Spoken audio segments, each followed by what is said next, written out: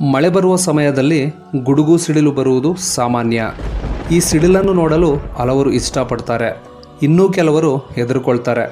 ಸಿಡಿಲು ನೋಡಲು ಎಷ್ಟು ಸುಂದರವಾಗಿರುತ್ತೋ ಅಷ್ಟೇ ಅಪಾಯಕಾರಿ ಕೂಡ ಹೌದು. ಈ ಪ್ರಪಂಚದಲ್ಲಿ ಪ್ರತಿ ವರ್ಷ ಸಿಡಿಲಿನಿಂದ ಸಾವಿರಾರು ಜನ ಸಾಯ್ತಾರೆ. ಹಾಗಾದರೆ ಈ ಸಿಡಿಲು ಹೇಗೆ ಉಂಟಾಗುತ್ತದೆ? ಸಿಡಿಲು ಬರುವ ಸಮಯದಲ್ಲಿ ಎಂತಹ ಸ್ಥಳಗಳಲ್ಲಿರುವುದು ಉತ್ತಮ? ಸಿಡಿಲಿನಿಂದ ನಮ್ಮನ್ನು ರಕ್ಷಿಸಿಕೊಳ್ಳುವುದಾದರೂ ಹೇಗೆ? ಇಂತಹ ಹಲವು ಪ್ರಶ್ನೆಗಳಿಗೆ ಇಂದಿನ ವಿಡಿಯೋದಲ್ಲಿ ಉತ್ತರ ತಿಳಿದುಕೊಳ್ಳೋಣ. ಈ ಬ್ರಹ್ಮಾಂಡದಲ್ಲಿ ಬಹುತೇಕ ವಸ್ತುಗಳು ಪಾಸಿಟಿವ್ ಮತ್ತು ನೆಗೆಟಿವ್ ಚಾರ್ಜ್ಗಳನ್ನು ಹೊಂದಿರುತ್ತವೆ. ಈ ಚಾರ್ಜ್ಗಳು ವಿದ್ಯುತ್ ಪ್ರವಹಿಸಲು ಕಾರಣವಾಗುತ್ತವೆ. ಆಕಸ್ಮಿಕವಾಗಿ ಪಾಸಿಟಿವ್ ಮತ್ತು ನೆಗೆಟಿವ್ ಚಾರ್ಜ್ಗಳು ಒಂದನ್ನೊಂದು ಸಂಪರ್ಕಿಸಿದರೆ ಪ್ರಕಾಶಮಾನವಾದ ಬೆಳಕಿನ ಕಿರಣಗಳು ಉಂಟಾಗುತ್ತವೆ. ಉದಾಹರಣೆಗೆ, ವಿದ್ಯುತ್ ಕಂಬದಲ್ಲಿ ಎರಡೂ ತಂತಿಗಳು ಒಂದಕ್ಕೊಂದು ತಾಗಿದರೆ ಇದೇ ರೀತಿಯ ಬೆಳಕಿನ ಕಿರಣಗಳನ್ನು ನಾವು ನೋಡಬಹುದು. ಕಾರಣವೇನೆಂದರೆ ಆ ತಂತಿಗಳಲ್ಲಿ ಒಂದರಲ್ಲಿ ಪಾಸಿಟಿವ್ ಚಾರ್ಜ್ ಮತ್ತೊಂದರಲ್ಲಿ ನೆಗೆಟಿವ್ ಚಾರ್ಜ್ ಇರುತ್ತದೆ.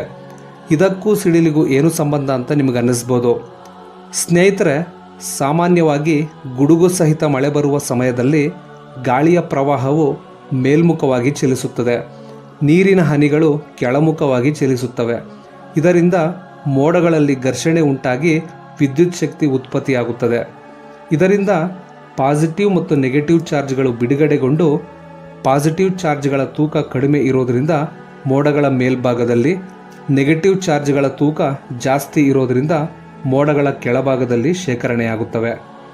ಜೊತೆಗೆ ಭೂಮಿಯ ಸಮೀಪದಲ್ಲೂ ಸಹ ಪಾಸಿಟಿವ್ ಚಾರ್ಜ್ಗಳು ಶೇಖರಣೆಯಾಗುತ್ತದೆ. ಗಾಳಿ ಜೋರಾಗಿ ಬೀಸಿದಾಗ ಭೂಮಿಯ ಸಮೀಪದಲ್ಲಿರುವ ಪಾಸಿಟಿವ್ ಚಾರ್ಜ್ಗಳು ಮೋಡಗಳ ತಳಭಾಗದಲ್ಲಿರುವ ನೆಗೆಟಿವ್ ಚಾರ್ಜ್ಗಳು ಕಂಬೈನ್ ಆಗಿ ಭೂಮಿಯ ಮೇಲಿರುವ ಎತ್ತರದ ಪರ್ವತ, ಕಟ್ಟಡ ಮತ್ತು ಮನುಷ್ಯರ ಜೊತೆ ಬಂಧ ಉಂಟಾಗಿ ಸಿಡಿಲು ಎಂಬ ಅದ್ಭುತವಾದ ಶಕ್ತಿ ಉಂಟಾಗುತ್ತದೆ. ನಾವೀಗ ಯಾವ ವಸ್ತುಗಳಿಗೆ ಸಿಡಿಲು ಬಡಿಯುತ್ತದೆ ಎಂದು ತಿಳಿದುಕೊಳ್ಳೋಣ. ಮನೆಯ ಹೊರಗೆ ತೆರೆದ ವಾಹನಗಳು ಅಂದರೆ ಮೋಟಾರ್ ಬೈಕು, ಟ್ರ್ಯಾಕ್ಟರ್ಗಳು, ತೆರೆದ ಕಾರು ಸುರಕ್ಷಿತವಲ್ಲ. ಎತ್ತರವಾದ ಪ್ರದೇಶಗಳು, ಬಯಲು ಪ್ರದೇಶಗಳು, ಎತ್ತರವಾದ ಮರಗಳ ಅಡಿಯಲ್ಲಿರುವುದು ಸುರಕ್ಷಿತವಲ್ಲ.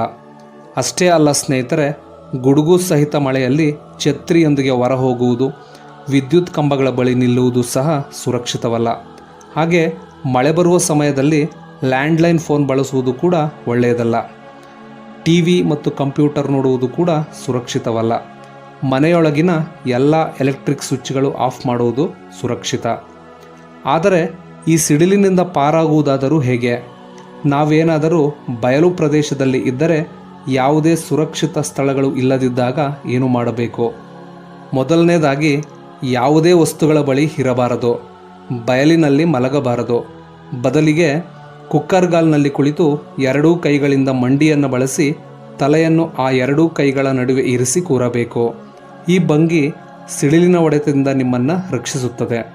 ನೀವೇನಾದರೂ ಬಸ್ ಅಥವಾ ಕಾರಿನಲ್ಲಿ ಚಲಿಸುತ್ತಿದ್ದರೆ ಕಿಟಕಿ ಮತ್ತು ಬಾಗಿಲನ್ನು ಮುಚ್ಚಿದ್ದಲ್ಲಿ ಹೆಚ್ಚು ಸುರಕ್ಷಿತ.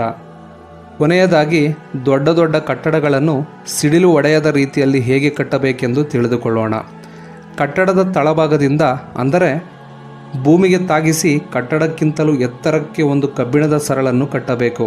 ಆಗ ಸಿಡಿಲಿನಿಂದ ಬರುವ ವಿದ್ಯುತ್ತನ್ನು ಭೂಮಿಗೆ ವರ್ಗಾಯಿಸಿ ಕಟ್ಟಡವನ್ನು ಸುರಕ್ಷಿತವಾಗಿ ಇರಿಸುತ್ತದೆ. ನೋಡಿದ್ರಲ್ಲ ಸ್ನೇಹಿತರೆ, ನನ್ನ ಮಾಹಿತಿ ನಿಮಗೆ ಇಷ್ಟವಾಗಿದ್ದರೆ ಒಂದು ಲೈಕ್ ಮಾಡಿ. ಇನ್ನೂ ಇಂತಹ ಹಲವು ಇಂಟ್ರೆಸ್ಟಿಂಗ್ ಮಾಹಿತಿಗೋಸ್ಕರ ಫ್ಯಾಕ್ಟ್ಸ್ ಬೈ ಮಂಜು ಯೂಟ್ಯೂಬ್ ಚಾನಲ್ನ ಸಬ್ಸ್ಕ್ರೈಬ್ ಮಾಡ್ಕೊಳ್ಳಿ. Thank you.